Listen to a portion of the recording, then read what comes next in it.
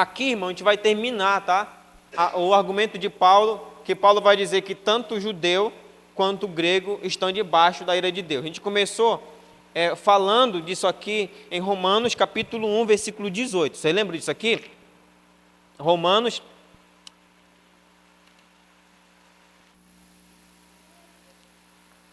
E a gente termina com Romanos capítulo, que esse é o bloco, né? Toda vez que alguém chegar com você e dizer assim, irmão, eu não sou passivo da ira de Deus, eu não sou pecador. Por quê? Porque, primeiro, né? Primeiro argumento que vai aparecer lá no início. No caso, uma pessoa diz assim, olha, eu nunca li a Bíblia, ninguém pregou o evangelho para mim, então Deus não pode me punir. Aí Paulo quebra essa ideia a partir do versículo 18, vai dizer assim, a ira de Deus, de Deus se revela dos céus, né? Que vai dizer no versículo 18. Então ele vai dizer que o gentil está debaixo da ira de Deus. Aí ele vai pegar a parte lá do religioso, entendeu? Ele vai dizer também que o religioso está debaixo da ira de Deus. Ele vai dizer também que o moralista, né, ele está debaixo da ira de Deus. E por fim, ele vai falar que o legalista também está debaixo da ira de Deus. Ou seja, ninguém está escape. Então ele termina com o versículo 20, porque a partir do versículo 21 já vai passar sobre a doutrina da justificação, tá? Então, vamos recapitular aqui, né? Então a gente pegou do capítulo 1, do versículo 1 até o versículo 17, a gente viu quem é Paulo, né? Para quem ele escreveu essa carta, ele apresentou Jesus, ele apresentou o poder do Evangelho, e aí ele fala, primeiramente sobre a sua pessoa, depois ele fala para quem foi escrita essa carta, depois ele vai dizer quem é o Evangelho e qual é o poder do Evangelho, aí depois ele vai falar sobre a doutrina do pecado, né? Sobre que todos estão debaixo da lei de Deus, do versículo 18, do capítulo 1, versículo 18, ao capítulo 3, versículo 20, tá? Versículo 20. Como eu falei para você, a partir do capítulo 3, versículo 21, ele vai falar sobre a justificação mediante a fé. Então, o gentil disse que ele não era pecador. E Paulo fala assim, não, vocês são pecadores porque Deus se manifestou vocês conhecem Deus através da sua criação, e Ele colocou dentro do coração de vocês a norma moral, que é já os 10 mandamentos. Antes de escrever em tábuas de pedra, Deus já tinha escrito no coração de vocês a norma dos 10 mandamentos. E aí, ele vai dizer também que o religioso está debaixo da lei de Deus, porque ele fala, não, a gente está aqui na igreja, a gente não adora ídolo, mas a gente comete aqui como é que a gente falou na quarta-feira? O sacrilégio, né? Ele dizia que era para não roubar, mas ele roubava. Então Paulo vai dizer que todos eles estão debaixo da lei de Deus. E aí, para ele dizer que Paulo está pegando um argumento novo, entendeu? Que Paulo está criando esse argumento novo de que eles estão debaixo da lei de Deus, aí Paulo vai puxar o Antigo Testamento. E vai dizer assim, olha, vou pegar aqui alguns recortes do Antigo Testamento para mostrar para vocês que o pecado e a consequência do pecado é universal e que todos estão debaixo da ira de Deus. A gente tem que responder aqui o que é uma pessoa legalista, né? O que é um legalismo, né? O que é uma pessoa legalista? A pessoa legalista, irmãos, é aquela que confia na lei de Deus para ser salvo. É aquela que entende que pelo fato de ela observar, de ela obedecer a lei de Deus, ela vai ser salva. Então o legalista é aquele que confia na lei de Deus para ser salvo. Ele ama tanto a lei que acaba transformando nela em um seu Deus. Então, em Romanos capítulo 3, versículo 9 ao 20, Paulo mostra que todos os homens estão condenados por Deus e nem mesmo a lei pode mudar isso. Exatamente porque ela não foi criada para esse fim. Tá? A lei, lembrando aqui, a lei ela não foi criada, ela não foi dada para nos salvar. Tá? Para nos salvar. Mas aí eu vou fazer aqui um adendo que a gente chama, né? A lei ela não salva a gente, tá? Mas a pessoa salva, ela deve obedecer à lei de Deus. Tá? A lei não salva. Nós não somos salvos por meio da lei. Mas o salvo tem que obedecer à lei de Deus. Tá? Porque não faz sentido um salvo continuar nos mesmos pecados de antes. Ele se roubava, aí o que a lei vai dizer para ele? Olha, tu é ladrão. A lei condena. Aí ele vai ser salvo. Só que aí quando ele é salvo agora, ele vai olhar para a lei e a lei vai dizer assim, olha, você não deve mais roubar. Então ela não salva a gente, mas o salvo tem que obedecer à lei. Tá? Então, Paulo usa vários textos da palavra de Deus para provar a sua tese de que todos estão condenados. Paulo inicia este bloco com uma pergunta. Qual é a pergunta que Paulo inicia aí? Qual é a pergunta que Paulo inicia aí, irmãos? Versículo 9.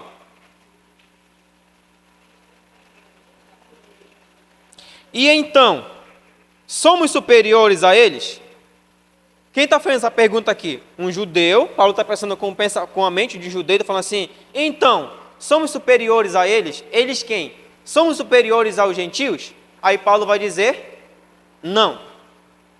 Por que Paulo está falando isso aqui? Porque lá na quarta-feira passada, a gente falou que o judeu ele tinha muitas vantagens. Qual era a vantagem que ele tinha?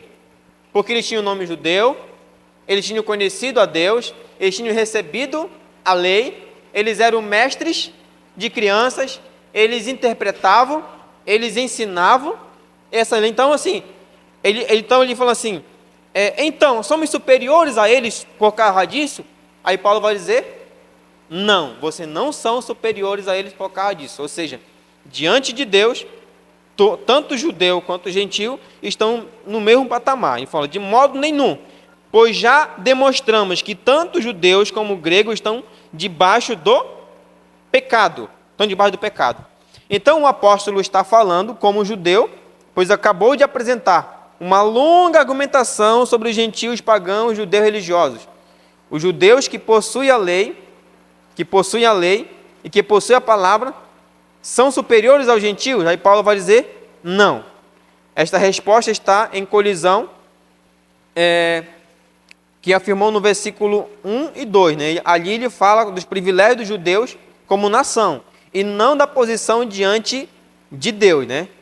Por isso que, como eu falei para você, no versículo 1 e versículo 2 do capítulo 3, todos esses privilégios que eles tinham como nação e não como diante de Deus. Então, conhecer a lei não dá a ninguém privilégio no dia do julgamento. Vamos ser sinceros aqui, ó. Vamos imaginar o julgamento final de Deus aqui. A pessoa vai chegar diante de Deus e dizer assim, ó, Senhor, você pode me dar a oportunidade de eu citar aqui os 10 mandamentos? Que eu conheço a lei. Ele vai dizer assim, o teu conhecimento da lei é inútil. Entendeu? Porque você se tornou uma pessoa legalista, você confiou na lei, você tentou obedecer a lei para ser salvo. Mas você entendeu que a lei não era para salvar você. Então, conhecer a lei não dá a ninguém o privilégio no dia do julgamento. Os judeus achavam e contavam com esse favoritismo. Diante de Deus, tanto judeus como gregos estão debaixo do pecado. O que significa estar debaixo do pecado? Vamos tentar responder essa pergunta aí, irmãos. O que significa estar debaixo do pecado? Isso quer dizer que o pecado é o seu senhor. Tá? É o seu senhor. O ser humano é um escravo do pecado e condenado à ira de Deus e à morte eterna por causa do pecado. Ó. Vamos voltar ao argumento aqui de Paulo aqui no início aqui, ó. Por isso aqui a gente vai ter que começar a recapitular muita coisa. Lá no início, quando a gente pegou Romanos capítulo 1, versículo 18, que ele vai dizer que Deus se revelou através da sua criação para os gentios, aí nós chegamos a partir do versículo 18 que vai dizer que Deus entregou a ele as suas paixões infames. Então vamos lá. A pessoa tem a revelação de Deus, ela sabe que existe Deus, ela sabe que ela está debaixo da lei de Deus, ela sabe que ela é pecadora e que ela está sentenciada à morte. Mas aí o que ela faz? Ela elimina Deus da mente. Então, se ela elimina Deus da mente, ela vai viver como se Deus não existisse. Então, se para ela, se Deus não existe, ela vai criar um padrão de vida para ela viver. Entendeu? E dentro desse padrão de vida, ela vai viver como se nunca ela tivesse passado por um julgamento. Entendeu? Um julgamento. Então, o que Paulo vai dizer? E aí ela vai se tornar escrava dos seus pecados. É aquela ideia lá que Deus entregou as suas paixões infames.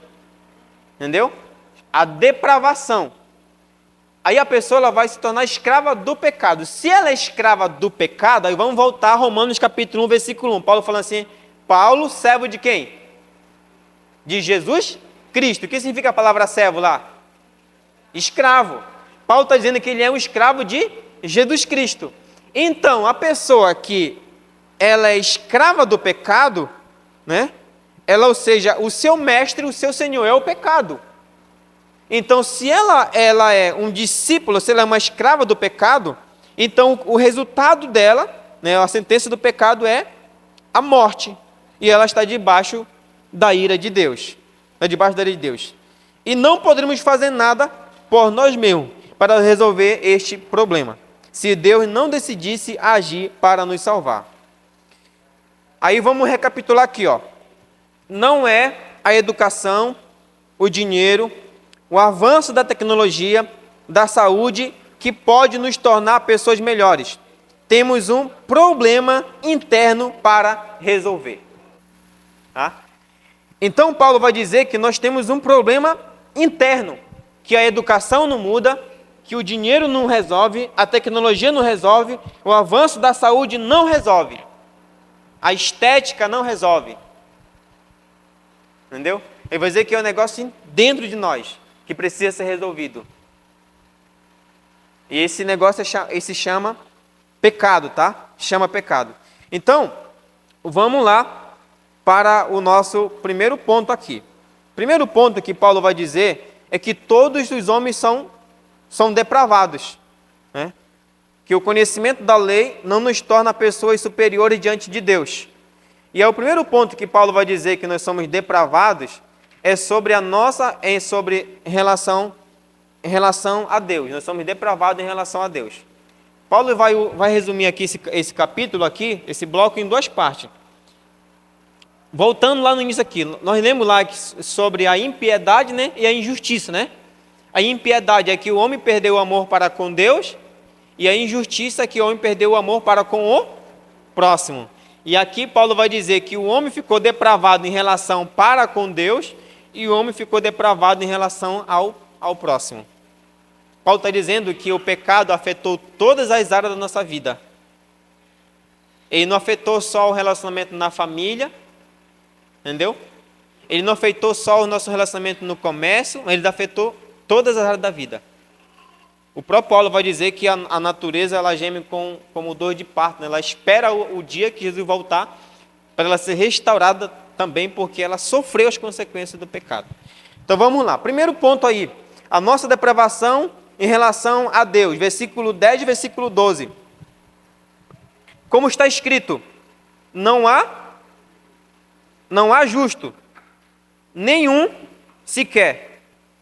Não há quem entenda, não há quem busque a Deus. Então, olha só, Paulo elenca várias questões nesta parte da carta e cita textos do Antigo Testamento para mostrar que a depravação é geral. Primeiro ponto, a nossa injustiça. Ninguém é legalmente justo diante de Deus. Somos injustos. Não conseguimos viver à altura do que Deus deseja para nós. Aí vamos ler Salmo 14, verso 1. Salmo 14, verso 1. O insensato diz no seu coração, 2 pontos, Deus não existe. Ponto. Deus não existe. Tem uma versão diferente aí, como além de insensato, está como louco, tolo. Entendeu? Como? Nécio, né? Então, primeira coisa aqui importante aqui, ó.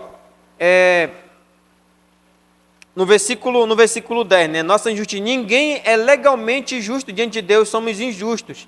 Não conseguimos viver à altura do que Deus deseja para nós. Aí vem o versículo 11. Nossa falta de entendimento. Não temos capacidade de entender Deus e as coisas de Deus. Os homens mais inteligentes da época de Cristo não conseguiram conhecer. Aí ele vai dizer assim, Deus não existe. Entendeu? Então, o homem, em primeiro lugar, como Paulo ele vai... Eu preciso só marcar esse texto aqui. Então, em primeiro lugar, ele vai dizer, o homem vai dizer aí, Paulo vai dizer, a nossa injustiça, né? Ninguém é legalmente justo diante de Deus. Acabou. Ninguém é justo. Ninguém é capaz de obedecer a lei na sua totalidade, então ninguém é justo. Somos injustos. Não conseguimos viver à altura do que Deus deseja para nós. Aí a gente cita o verso 1 do capítulo 14. O insensato diz no seu coração, Deus não existe. Deus não existe. Aí vem o versículo 11. Versículo 11 do capítulo 3.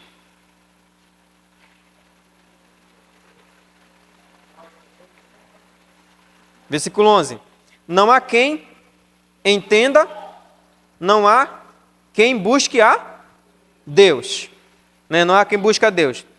Então, olha só. Nossa falta de entendimento. Não temos capacidade de entender Deus e as coisas de Deus. Os homens mais inteligentes da época de Cristo não conseguiram conhecê-lo. Não conseguiram conhecê-lo. E a gente continua aí no versículo 1 ainda, a última parte do versículo 1. O que faz a última parte do versículo 1 aí do Salmo 14?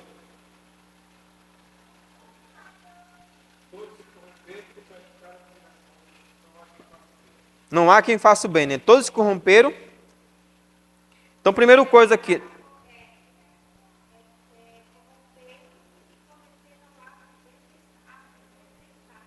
Ato detestável, né? Então, olha só.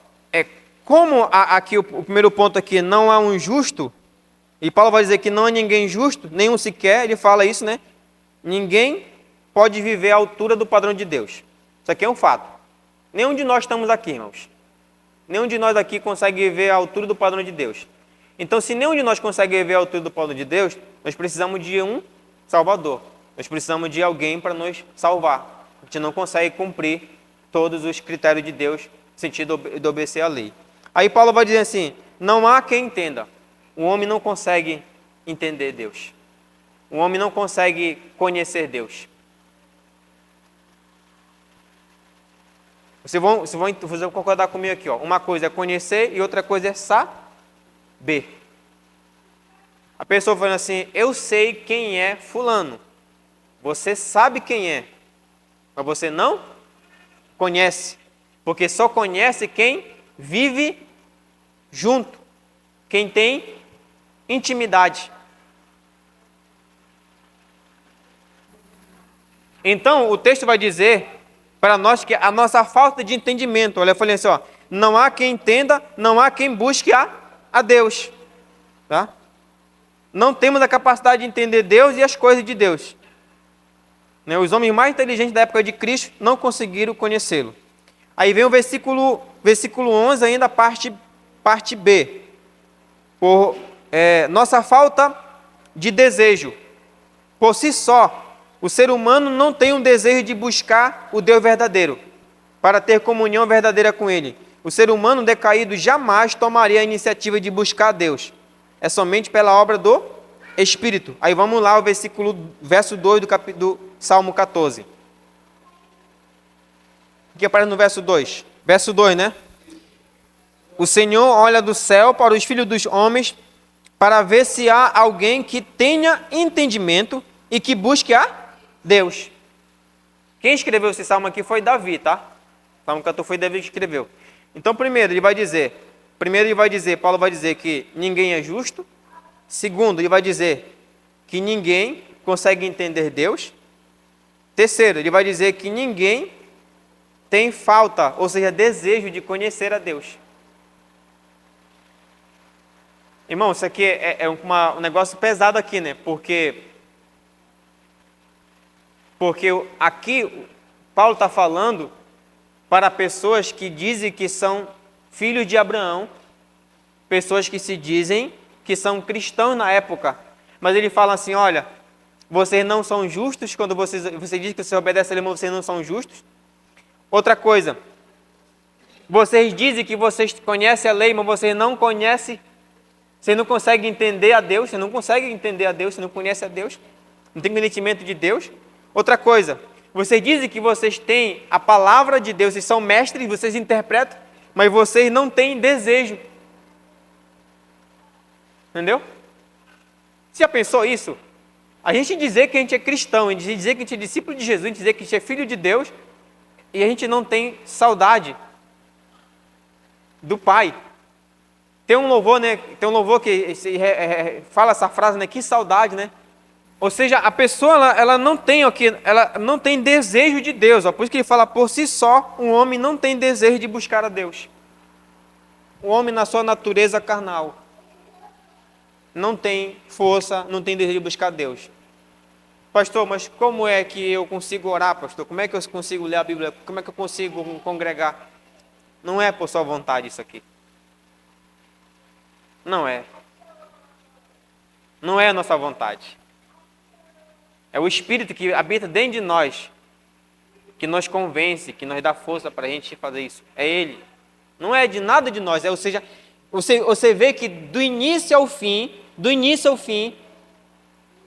toda a iniciativa de salvar o homem é de Deus. Nada do homem. Então, por isso que ele vai dizer no versículo 2, do verso 2 do capítulo 1, o Senhor olha do céu para os filhos dos homens, para ver se há alguém que tenha entendimento e que busque a Deus. Mas ninguém busca a Deus. Ninguém busca a Deus. Irmãos, isso aqui são evidências de uma pessoa depravada. De uma pessoa na sua natureza pecaminosa. Versículo 12 agora. Todos se desviaram. Juntos se tornaram inúteis. Olha que negócio interessante aqui, ó. Nosso desvio obstinado. Desejamos andar por nossos próprios caminhos e fazer a nossa própria vontade. E quando a gente tenta andar segundo o nosso próprio desejo, Paulo vai dizer que a gente se torna inútil. Ou o filho pródigo, né? Pai, me dá o que é meu. Deixa eu ir embora gastar. Se tornou inútil. Deus criou a gente, né, pastor? Criou sim. Em mais semelhança? Sim, em mais semelhança. Deus ama. Mas o texto está dizendo que quando nós decidimos viver, gritar independência dele e querer viver a nossa vida segundo o nosso próprio desejo, Paulo vai dizer que nós se tornamos pessoas inúteis. Sem nenhum valor. Sem nenhum propósito. Como eu coloquei hoje no status, que adianta? Que adianta você trabalhar, comer, se divertir, andar nos melhores lugares do mundo, ter a vida mais confortável do mundo, e você não sabe qual é o seu futuro, se é céu ou se é inferno? De que adiantou de tudo isso? Sendo sincero com você, de que adiantou? Quando a gente pega 1 Coríntios capítulo 15, que Paulo vai falar sobre a ressurreição, ele fala assim, olha, se nós não cremos que Jesus ressuscitou, a nossa fé é inútil. A nossa pregação é inútil. O nosso testemunho é inútil. Congregar é inútil. Orar é inútil. Crer na ressurreição dos nossos antepassados é inútil. É uma esperança vã. Quer viver uma vida fora do caminho do Senhor? É viver uma vida inútil. Paulo fala isso. Tá? A gente tem que ler aí o verso 3 do Salmo 14. Verso 3 do Salmo 14. Todos se desviaram e juntos se corromperam. Não há quem faça o bem, não há um sequer. Não há um sequer. Se torna algo inútil, né? A parte B do versículo 12 diz assim: a nossa falta de sentido, uma vida que não é vivida para a glória de Deus, no final se torna inútil, é perda de tempo. Como eu falei para você, do que adianta comer, beber, dormir, trabalhar, anos e anos? O que o futuro nos reserva? O que teremos depois da morte? O verso 12, né? O final do verso 12, né? Todos se desviaram e juntos se tornaram inúteis, né? Não há quem faça o bem, não há um sequer. Na verdade, a gente já está lendo o versículo inteiro aqui, né? Porque o verso 12, ele vai se repetindo em 3 partes, né? Todos se desviaram, aí vem a segunda parte. Todos juntos se tornaram inúteis, e a terceira parte, não há quem faça o bem nenhum sequer. Então vamos recapitular aqui. Primeiro, não desejamos andar nos nossos próprios caminhos, que todos se desviaram do caminho do Senhor. Aí vem uma segunda parte, o nosso desejo, a nossa falta de sentido, né? E juntos se tornaram inúteis, no sentido de viver uma vida longe de Deus. Do que adianta comer, beber, dormir, trabalhar anos e anos, se tudo isso aqui vai se tornar em vão no final. E aí vem a parte C do versículo 12. Nossa motivação é egoísta. Não há quem faça o bem. Nossas boas obras nada pode fazer para nos salvar. Não há ninguém que consiga, com o seu comportamento, ser digno da bondade de Deus. Então vamos recapitular aqui, irmãos. A nossa depravação em relação a Deus. O que Paulo vai dizer a nossa depravação em relação a Deus? Primeiro ele vai dizer, recapitulando aqui, né? Primeiro ele vai dizer que não há um justo sequer, né? Primeiro, né? Não há um justo sequer. Não há quem entenda a Deus. Segundo, não há quem busque a Deus. Terceiro, todos se desviaram, todos gritaram independência da parte de Deus. Juntos se tornaram inúteis, vivendo a sua própria vida. Terceiro, não fazem nada, não há quem faça o bem, nenhum sequer. Ou seja, ninguém faz o bem, né? Ninguém faz o bem. Então essa aqui é a nossa depravação em relação a Deus. Em relação a Deus. E a gente precisa agora pensar na nossa depravação em relação ao próximo. Do 9 até o versículo 12. E depois vai do 13 até o 18. Aqui a gente falou sobre a impiedade, né? Sobre a nossa depravação em relação a Deus. E agora vamos falar sobre a nossa depravação em relação ao próximo. Tá? Em relação ao próximo. Olha que interessante aí, ó. Versículo 13 diz assim: a garganta deles é um sepulcro aberto. Ponto e vírgula. Está assim na Bíblia de vocês? Ponto e vírgula. Tem uma versão como sepulcro caiado, ou está com sepultura aberta mesmo? O sepulcro aberto. Ponto e vírgula. Primeira coisa aqui, ó. Primeira coisa em relação à nossa depravação, em relação ao nosso próximo, às nossas conversas. Um princípio de uma pessoa depravada é que as conversas delas, Paulo ele usa sentido figurativo, ele vai dizer que a boca dessa pessoa é como uma sepultura aberta. Agora imagine uma sepultura aberta. Alguma vez vocês já abriram uma sepultura? Então Paulo vai dizer que a nossa depravação em relação ao outro, ele vai dizer, olha, usamos a língua para o quê? Para mentir, falar mal da vida dos outros, nos promovermos e prejudicarmos o interesse dos outros. Palavras pecaminosas são sinais de decadência. A garganta dos seres humanos é apresentada como uma cova com corpos apodrecendo a céu aberto. Aí ele vai dizer aqui, ó, depois a gente vai ler esses textos aqui. Debaixo das línguas há veneno de víbora. É isso que é completo no versículo 13, né?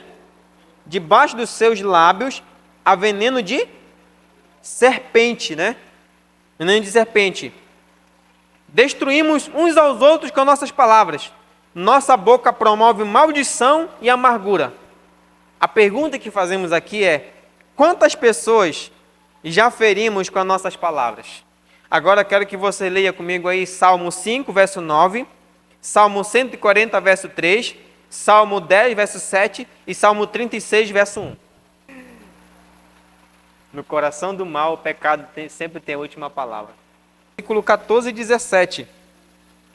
A sua boca está cheia de maldição e amargura. Os seus pés se apressam para derramar sangue.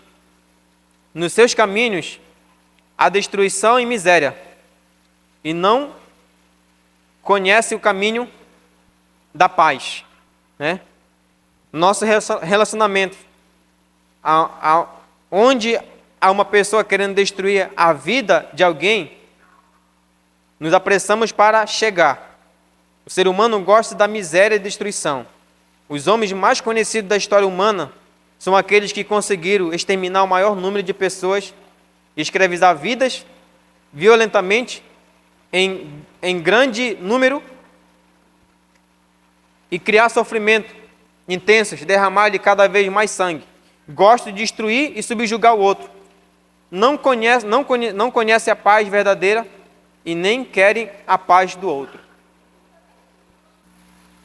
Os seus pés se apressam para derramar o sangue. Ele está dizendo que onde tem alguém matando o outro, ele se apressa para lá junto. A gente lembra o final do capítulo 1, que ele vai dizer, que Paulo vai dizer, que eles não só fazem, mas como eles aprovam e aplaudem. Entendeu? Eu quero citar mais outros aqui, que Paulo poderia colocar outros aqui, ó. Por fim, Paulo faz uma afirmação geral: os seres humanos não possuem temor de Deus. Temos aqui a palavra grega, phobos, de fobia, a ideia de respeito, reverência. Temer a Deus e respeitá-lo por causa da sua grandiosidade. Aí eu queria que vocês pensassem comigo aqui, que Paulo poderia citar outros pecados aqui. Vamos citar aqui, por exemplo, algum aqui. Pecado associado ao sexo. Por exemplo, adultério, homossexualismo, perversão, bestialidade, estupro, lascívia, pornografia e obscenidade. Uma das coisas que é muito pouco falada dentro da igreja, mas isso aqui acontece: a pornografia. Tem maridos e tem mulheres que estão viciados em pornografia. Tem jovens que são viciados em pornografia. Estou falando de vício. Vício. Então, irmãos, o pecado associado ao lar, infidelidade, espancamento de esposas, crueldade psicológica e abuso de crianças. Outros crimes como homicídio, mutilação, furto, roubo, fraude, vandalismo, suborno e corrupção. Pecados da fala. Aqui que eu falei, né? A irreverência. Pastor, mas irreverência é pecado? Mas isso é irreverente.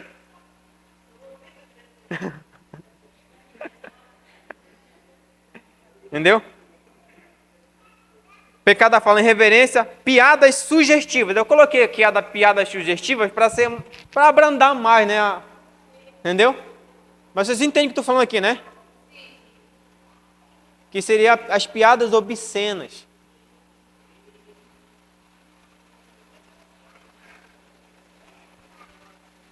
Mas se a gente não tomar cuidado com a nossa língua, aí se a gente viver ali no meio das pessoas, ele começa a contar piada, quando a gente nem percebe que já foi.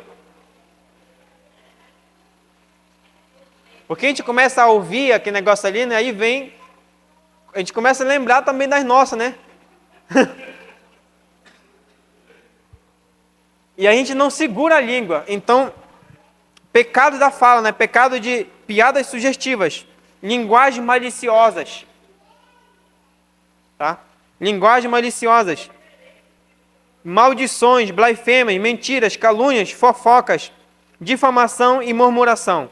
Outros pecados como embriaguez, dependência de drogas, orgulho, inveja, cobiça, ingratidão. Você acha que existe pessoa ingrata? É?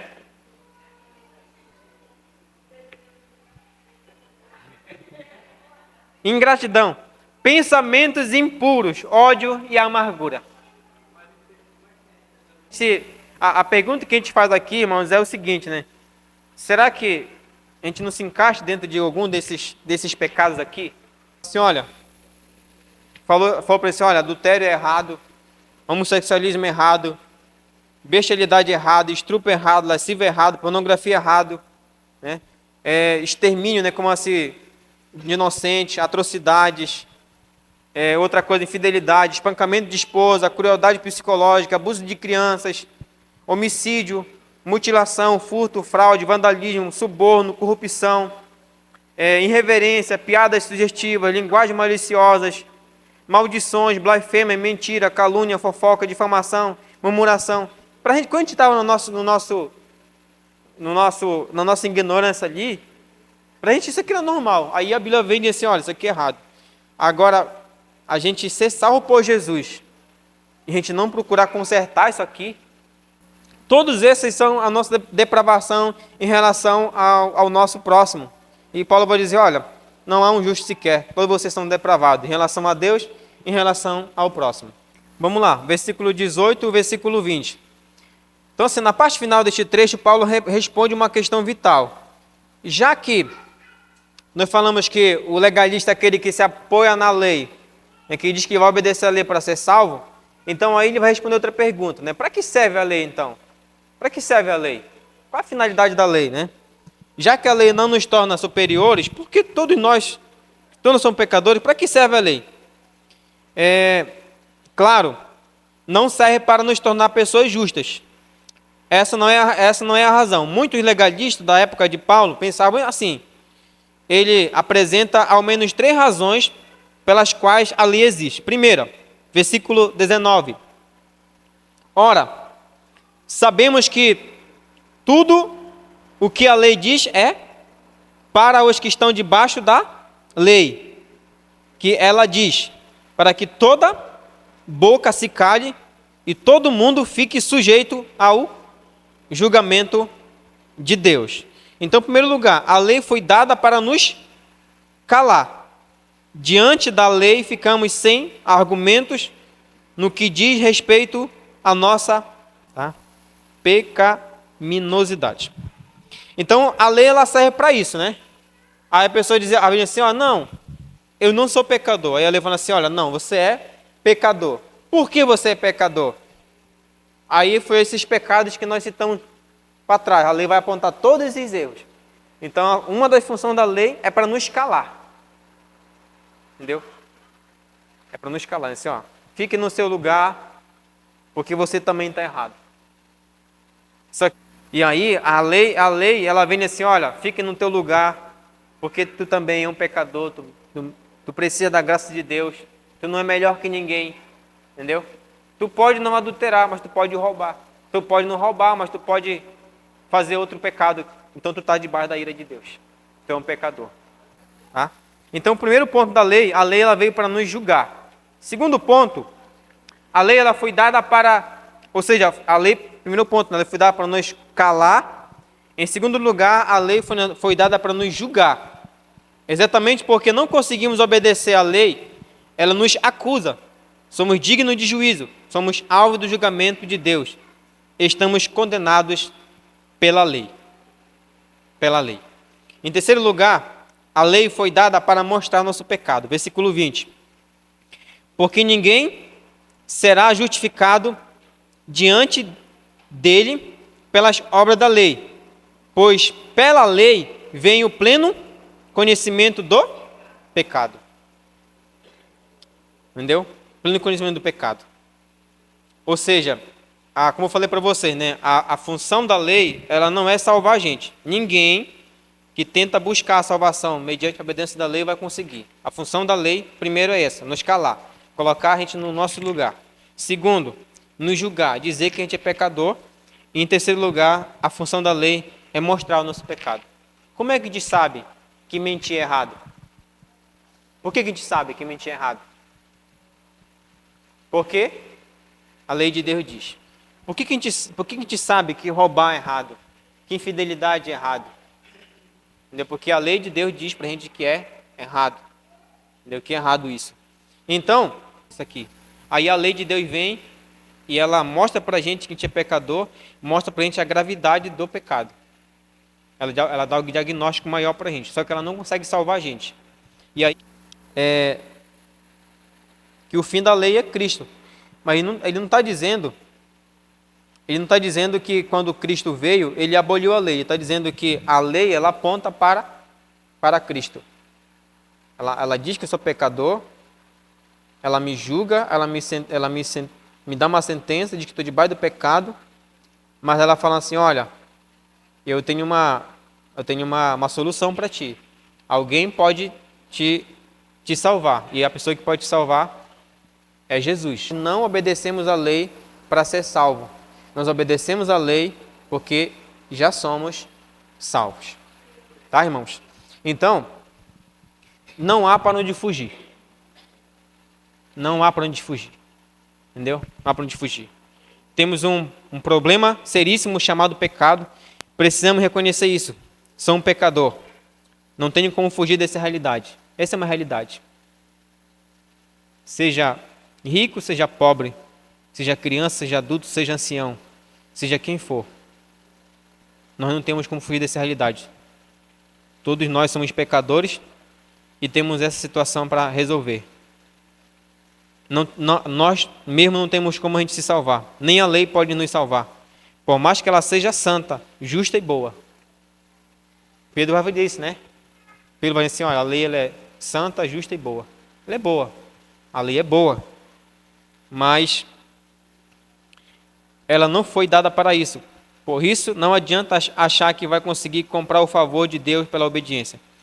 Estamos debaixo do pecado. Ela ainda nos domina. Por isso, nosso desempenho não pode ser determinado para nossa salvação.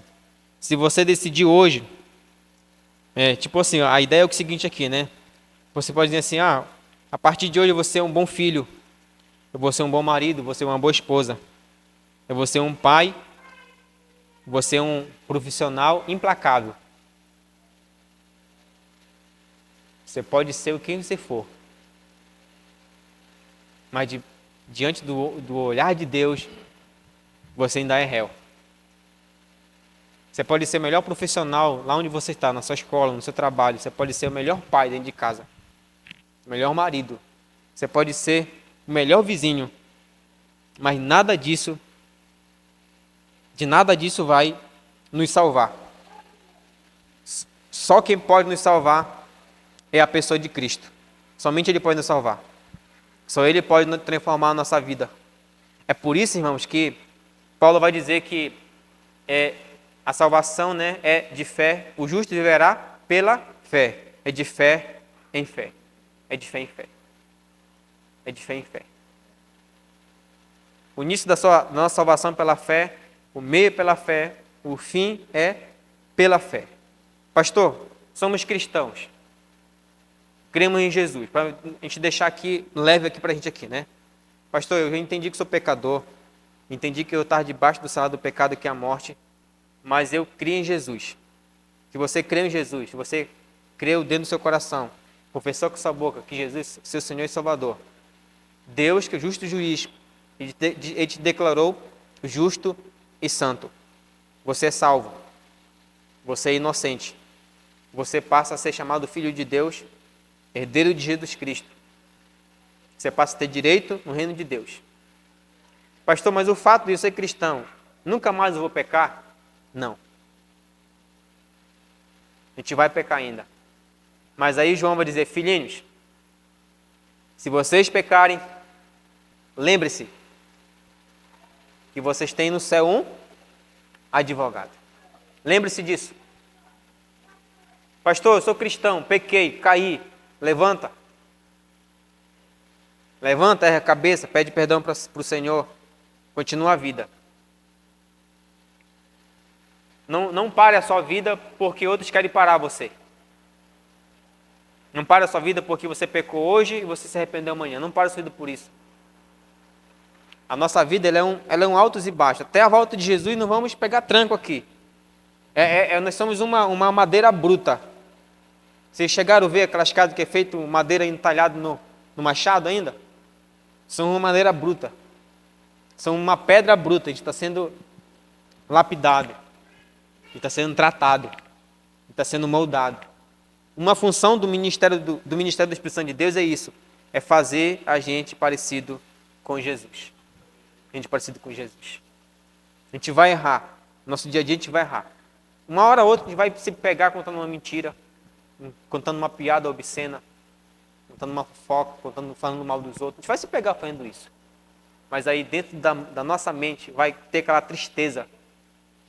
E essa tristeza não é algo nosso. É o Espírito de Deus que assim, ó, você errou. Você errou. Peça perdão para Deus ou peça perdão para o seu próximo se você cometeu pecado, para que a amargura, a ira não fique dentro da gente. Entendeu? Fica dentro da gente. Porque a amargura e a ira, ela mata a gente. Ela gera tristeza, desânimo, incredulidade na gente. Entendeu? A gente nunca consegue ser liberto dessas coisas. Entendeu? A gente não consegue ser liberto. A gente precisa olhar para Jesus, olhar para a cruz. Não, Jesus já morreu na cruz e agora eu tenho como ser perdoado. Nós não estamos mais debaixo da lei, irmãos. Romanos 1, a gente leu lá, diz que nós fomos chamados para ser de Jesus. Nós somos propriedade exclusiva agora de Jesus. É por isso que faz sentido agora Romanos 8, a partir do versículo 31, assim, nenhuma condenação há para aqueles que estão em Jesus. Nenhuma condenação há mais. Nada nos separará mais do amor de Deus. Nem a morte, nem a fome, nem a nudez, nem o porvir, nem a potestade, nem a altura, nem os anjos. Nada. Nada separará. Só porque o irmão criticou você pensa que isso vai separar você do amor de Deus? Não separa. Não separa a gente do amor de Deus. Então, nós temos que pensar nessa forma. O Romano ele faz pensar, ele faz a gente ver a nossa miséria humana. Ao mesmo tempo, a partir da próxima quarta-feira, se Deus nos permitir, a gente vai ver que existe uma solução para tudo isso aqui. Paulo trouxe primeiramente uma notícia ruim. E agora daqui para frente vai trazer uma notícia boa. Né? Uma notícia boa. Agora nunca mais a gente vai olhar para o nosso irmão e apontar o dedo nele, como a gente está acontecendo com o Nélio outro dia, né? De criticar o irmão e não fazer uma autocrítica sobre nós. Nós somos muito rápidos para te criticar o outro, mas não somos rápidos para fazer uma autocrítica também de nós. Antes de você apontar o pecado do seu próximo, veja se você também não está cometendo o mesmo ou pior que ele. Entendeu?